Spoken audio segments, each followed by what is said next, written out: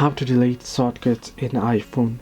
Hello everybody, welcome back to my channel. This is me, Bipin Bisnath, and today I'll guide you on how you can delete shortcuts in iPhone. Well, the process itself is pretty simple and pretty easy, so let me guide you through. In order to delete shortcuts in iPhone, it is pretty simple. Simply go ahead and open up the shortcuts application. So I'll just head into my app library and searching for shortcuts, then open up the application. Once you're here, make sure you're on the shortcuts page. Then here you want to simply tap on the select icon at the top right corner here.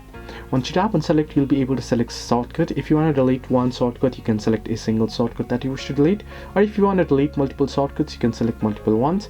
Then tap on the delete option at the bottom right corner. You can see delete icon, tap on it and it'll be deleted. Then tap on done and it'll be saved. So this is how you can easily delete shortcuts in iPhone. Hope this video helped you. Do like and subscribe, and do not forget to leave a comment down below if you have any further issues.